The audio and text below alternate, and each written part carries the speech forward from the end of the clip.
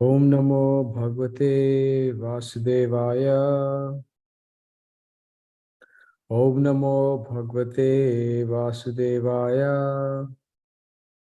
Om Namo Bhagavate Vasudevaya.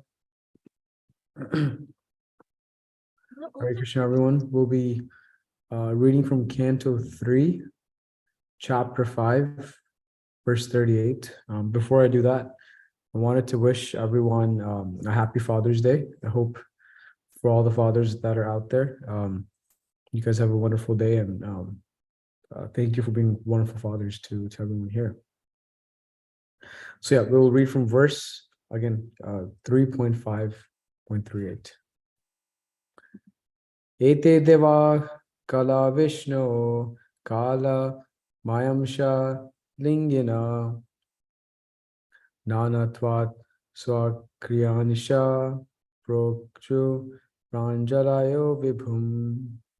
Ete deva kala Vishnu kala mayamsha lingina nanatvat swa kriyanisa procho pranjalyo vibhum. Word for word. Ite, of all these physical elements, Deva, the controlling demigods, Kala, parts and parcels, Vishnu, of the Supreme Personality of Godhead, Kala, time, Maya, external energy, Amsha, part and parcel, Lingena, so embodied, Nanatvat, because of various, Swakriya, personal duties, Anisha, not being able to perform, Varcho, uttered, Pranjalaya, fascinating, Vibhum, unto the Lord. Translation: the controlling deities of all the above mentioned physical elements are empowered expansions of Lord Vishnu. They're embodied by eternal time under the external energy, and they are his parts and parcels. Because they were entrusted with different functions of universal duties and were unable to perform them, they offered fascinating prayers to the Lord as follows. One more time, translation is, the controlling deities, all the above mentioned physical elements, are empowered expansions of Lord Vishnu. They are embodied by eternal time under the external energy, and they are his parts and parcels. Because they were entrusted with different functions of universal duties and were unable to perform them, they offered fascinating prayers to the Lord as follows. Purport by Srila Prabhupada. The conception of various controlling demigods who inhabit the higher planetary systems for the management of universal affairs is not imaginary, as proposed by persons with a poor fund of knowledge. Demigods are expanded parts and parcels of the Supreme Lord Vishnu, and they are embodied by time, external energy, and partial consciousness of the Supreme.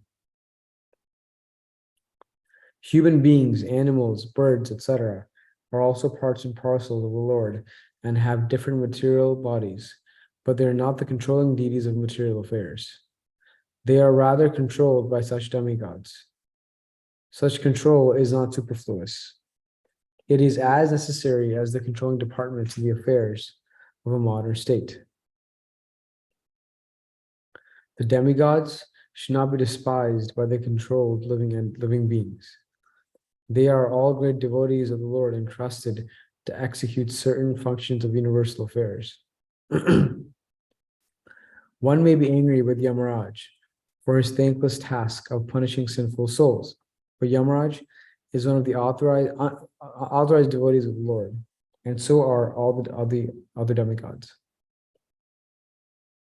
A devotee of the Lord is never controlled by such deputed demigods who function as assistants of the Lord, but he shows them all respect on account of the responsible positions to which they have been appointed by the Lord.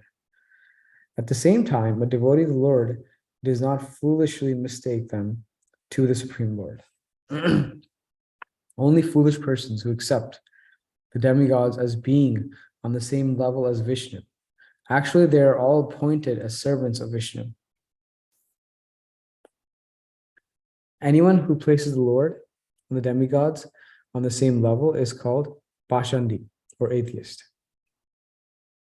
The demigods are worshipped by persons who are more or less adherents of the process of jnana, yoga, and karma, i.e., the impersonalists, meditators, and fruitive workers. The devotees, however, worship only the Supreme Lord Vishnu. This worship is not for any material benefit, as desired by all materialists, even up to the salvationists, mystics, and fruitive workers. Devotees worship the Supreme Lord to attain unalloyed devotion to the Lord. The Lord, however, is not worshipped by others who have no program for attaining love of God, which is the essential aim for human life. Persons averse to a loving relationship with God are more or less condemned by their own actions. The Lord is equal to every living entity, just like the flowing Ganges. The Ganges water is meant for the purification of everyone, yet the trees on the banks of the Ganges have different values. A mango tree on the bank of the Ganges drinks the water, and the Nimba tree also drinks the same water. But the fruits of both trees are different. One is lustily sweet, and the other is hellishly bitter. The condemned bitterness of the Nimba is due to its own past work, just as the sweetness of the mango is also due to its own karma. The Lord says in Bhagavad Gita, Tan aham dvishata kruran samshareshu nardaman shipami ajashram ashubhan ashurishva eva yonishu. The envious, the mischievous, the lowest of mankind. These do I ever put back in the ocean of material existence onto the various demonic species of life. Demigods, like Yamaraj and other controllers, there for the unwanted conditioned souls who always engage in threatening the tranquility of the kingdom of God. Since all the demigods are confidential, devotee servitors of the Lord, they're never to be condemned. Okay. So this chapter is entitled Vidar's Talks with Maitreya Muni. So before we get into this verse, I just wanted to give some context of where we are in the Bhagavatam. So in the previous chapter, Vidura was conversing with Uddhava, right? Vidura was conversing with Uddhava to gain knowledge and learn about Krishna. And remember, Vidura is the younger brother of Dhritarashtra, and he was trying to gain this knowledge. And as Uddhava was describing about Krishna, in that process, Uddhava almost lost trance. He in fact he became so engrossed in telling the pastimes of Krishna that he wanted to immediately go to a dham and experience what it is to be in full service of Krishna. So he in fact told Vidura midway, hey, I've told you what I can, but why don't you go find Maitreya Muni, who's nearby here, and he can tell you even more about Krishna, but I have to go. And so Uddhava told Vidura so much, but again, in talking, he lost his own composure. He sort of went into trance and told Vidura to go speak to Maitreya Muni. So then Vidura finds Maitreya Muni, who's nearby, and tells him, Uddhava has sent me to you to learn and talk to you about the Supreme Lord, so I can go back to Godhead. So he goes to Maitreya Muni and he asks several questions. You can imagine everything. He asks to tell him, can you describe Narayana? Can you recite all the pastimes of Krishna? Can you talk about this topic and this topic? So he sort of asks full set of questions to Maitreya Muni. Maitreya Muni starts explaining or answering those questions. In fact, he goes in great detail. And so one of the topics that he covers, one of the topics that Mahatma covers with Vidura is this topic of demigods. And that's what this verse is specifically, right? So this verse is, the translation is that the controlling deities of all the above mentioned physical elements. So each word that is used in the Sanskrit, in the translation, has a particular reason behind it. So in here, it's saying the controlling deities of all the above mentioned physical elements. Controlling deities here is referred to as demigods, right? That's how Srila Prabhupada explains what this term is, controlling deities. They're actually demigods. And in Sanskrit, the term that's being used is deva, right? We often hear deva as the Lord, but it's being clarified that deva is actually the controlling demigods, not the Lord himself. The term deva is just the demigods, actually. And so the controlling deities of all the above mentioned physical elements are empowered expansions of Lord Vishnu. And these physical elements are talked about in the previous verse, right? So by physical elements, they're talking about the earth, like all the elements from sky down to earth, basically, right? So water, air, fire, ether. And as we know that for each of these things, you have demigods that are overseeing all this. Sorry, my screen just crashed. Okay, so sorry, my notes are, let me just pull up the notes again. I apologize, my notes just went away. Okay, sorry, got them back.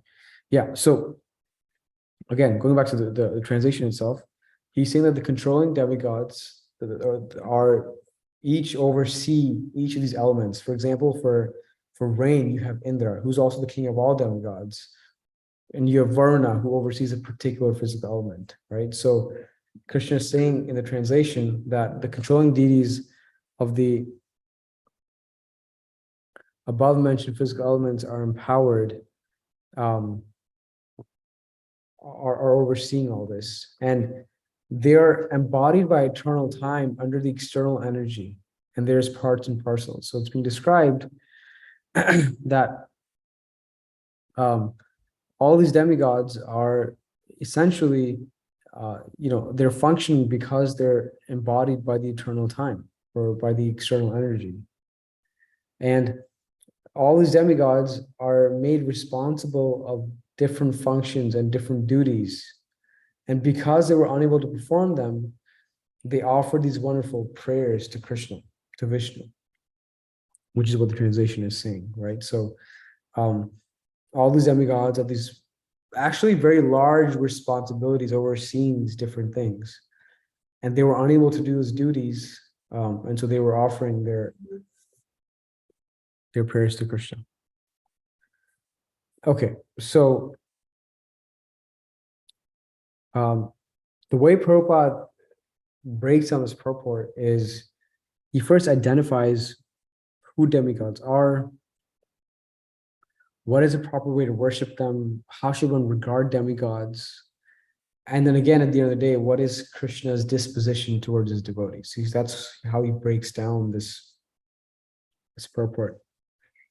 So first Prabhupada begins with defining who are demigods, right? And he says that demigods are these expanded parts and parcels of the Supreme Lord Vishnu. They're embodied by time, external energy, and partial consciousness of the Supreme. He makes this distinction where you also have human beings, animals, birds that are also parts and parcels of the Lord. They have different material bodies, but they're not this term that's being used, controlling deities of material affairs, right? Us, animal, birds, we're not controlling anything. Versus demigods are. They are controlling deities of material affairs. In fact, as Prabhupada says at the end of the purport, one of their responsibilities is to maintain tranquility in the material kingdom. They're part of the government. Their job is to ensure there's peace, there's the right balance of nature, water, rain, grains, wind. They're responsible for sort of maintaining that balance in one sense. And so they're referred to as deva, controlling deities of material affairs, versus human beings are not, but they're also parts and parcels of the birds. Okay, so that's how Prabhupada begins with identifying who are demigods. Then Prabhupada talks about, okay, so what should be the demeanor towards demigods? How should one sort of engage, and what should the relationship be with demigods? And here Prabhupada says that the demigods should not be despised by controlling living beings. In fact, they should be given respect. And Prabhupada gives this example that one might be angry with, for example, a demigod like Yamaraj, who has this thankless task of punishing sinful souls, right? That's the job of Yamaraj. But you still have to respect Yamaraj because he's authorized by the Lord to perform the service. And similarly, a devotee of the Lord is never controlled by demigods either. So when demigods are maintaining tranquility, it's not like they're controlling devotees. But again, a devotee shows respect to demigods because they have been appointed by the Lord themselves. At the same time, a devotee doesn't assume that these demigods are Krishna themselves. Prabhupada says, only foolish people accept the demigods as being on the same level as Vishnu. Actually, they're all appointed as servants of Vishnu. And he, in fact, says this term that anyone who places demigods and Krishna on the same level, who equate the demigods and Krishna, they're considered an atheist. The term he uses is pashandi, right, in this case. So one of the things that I wanted to do was, oftentimes, this topic can be confusing. Like, how should one look at demigods? And so, some time ago, I read this passage in this book called Bhakti Loka, which is written by Srila Bhaktivinoda Thakur, and he talks about this very specific topic on what should be one's demeanor towards demigods.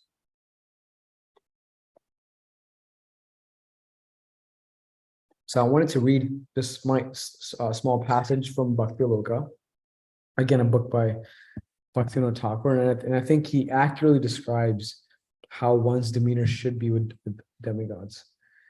Okay, let me find the exact place. Okay.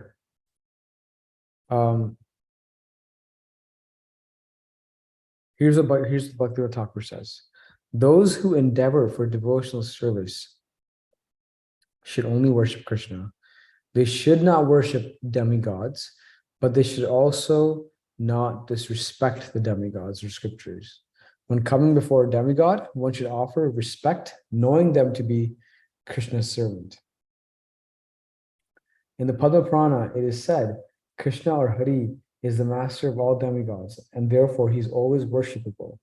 But this does not mean that one should offer respect to the demigods headed by Brahma and Shiva.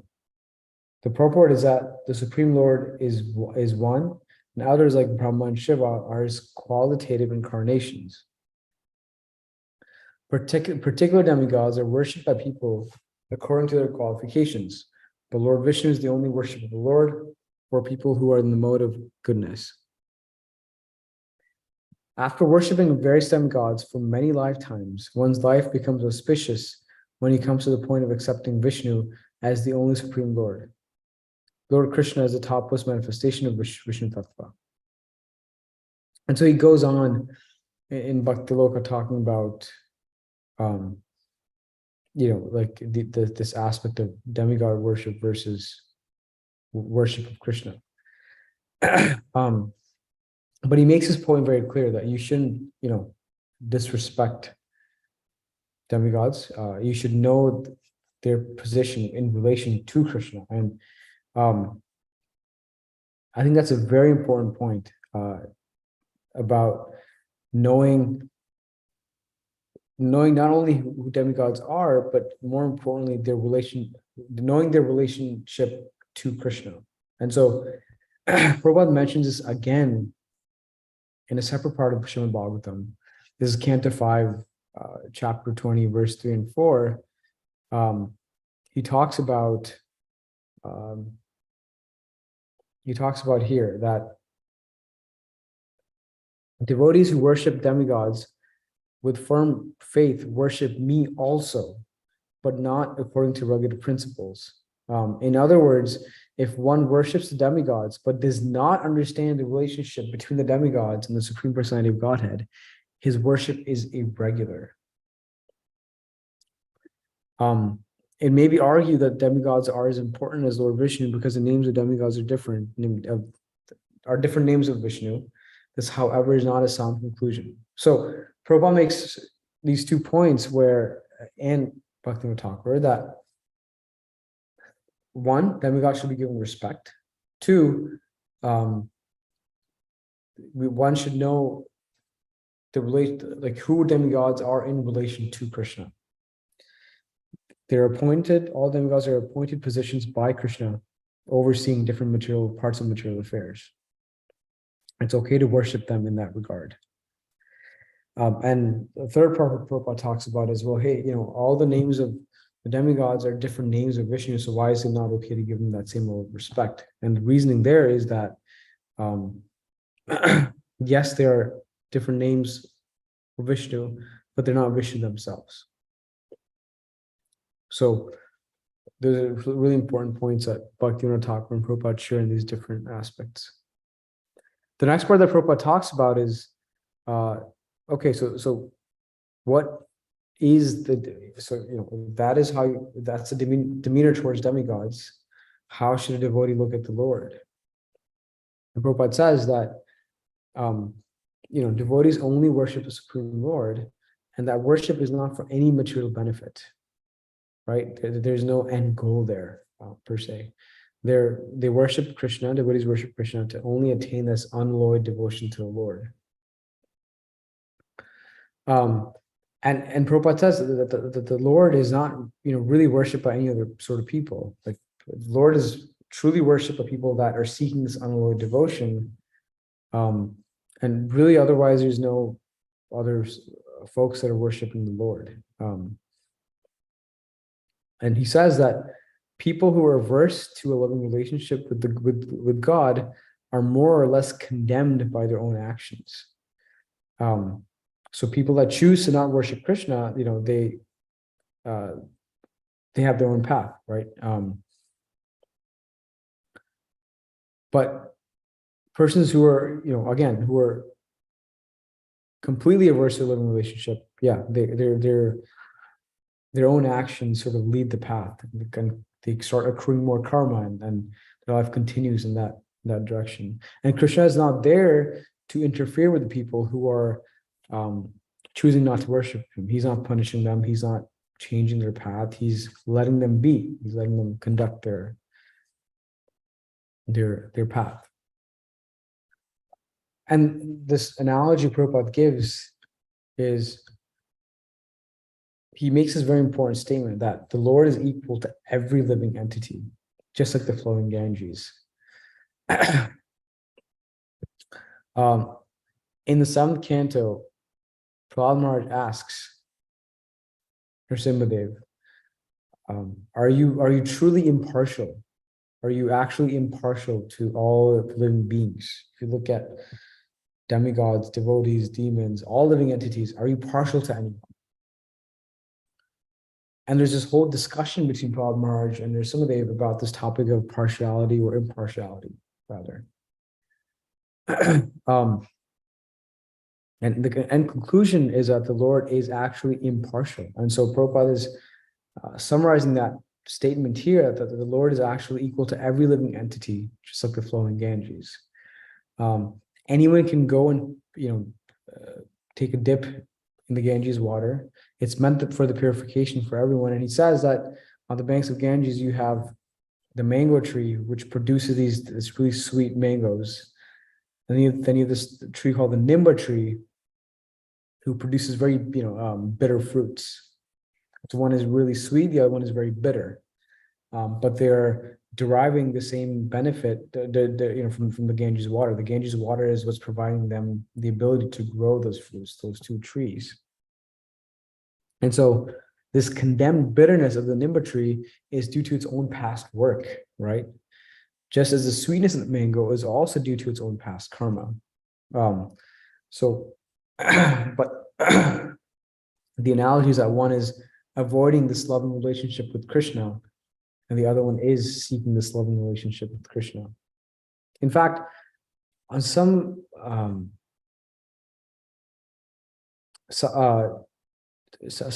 Prabhupada, or in fact, Prabhupada himself was wondering, where does the citrus in a lime, in a lemon or lime actually come from? Where these fruits, like where's like the citrus part of that or the sweetness of it coming from? Because in reality, a fruit, any plant takes soil, water, sun to grow, right? Like it's not like every plant has a different recipe to its growth. Like, there's some modifications. You might give one plant more water or more sun, but in reality, a plant is taking the same elements to grow itself, right? Water, air, sun, or whatever it might be.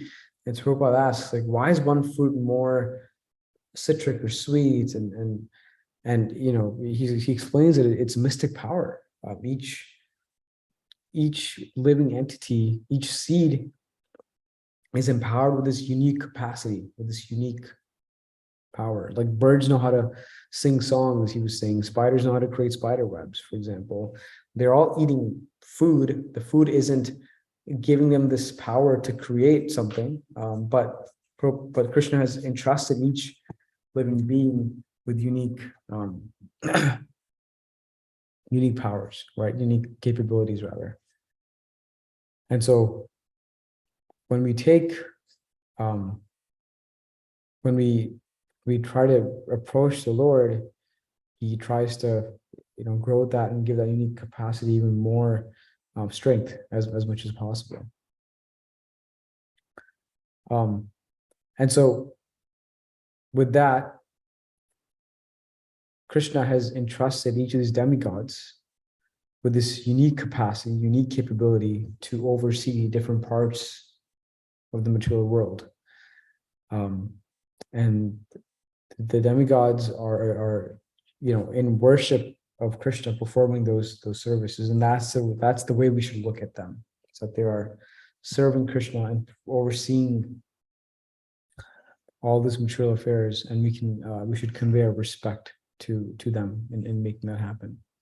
And so that is what Maitreya Muni is explaining to Vidura, and now Maitreya Muni in the future verses will share the prayers that demigods approach the Lord with. When demigods are not able to fulfill all their duties, the demigods go and pray to Vishnu with that. That's what he's about to share in the next set of verses. Okay, I'll pause here. Again, happy Father's Day to everyone, and we'll come tomorrow again. Srimad Bhagavatam. Hare Krishna, everyone. Class on how we should worship demigods, not as the Lord himself, but as the part and parcel of the Lord, and respect the demigods because they're appointed by the Lord to run the material affairs. So very important lesson, because I know initially when we come to Krishna consciousness, we were told that we should only worship the Supreme Lord Krishna. So in the midst of that, sometimes it may be portrayed like, we shouldn't worship demigods, but we should worship them as demigods, not as God. So very nice understanding for that. And happy Father's Day, Prabhu. Hare Krishna. Thank you. Mataji, you're going to Mohini, right? No. This is Mega. Mataji. Oh, okay. Yeah, sorry. Yeah. It wasn't showing up. So No worries. Yeah, I was gonna say that the demigod topic is a very I know when my parents were just coming into ISKCON, it was a very it was very confusing, because they grew up worshiping like Hanuman or Shiva, and so it's a very delicate topic, and so it's always been something that I've personally wanted to always study and learn, because it can drive devotees away from the movement if we don't talk about it the right way. Exactly. So that's why it's always been interesting. Yeah. Thank you for sharing, Mataji. No worries. Thank you, Prabhuji. Hare Krishna. Hare Krishna.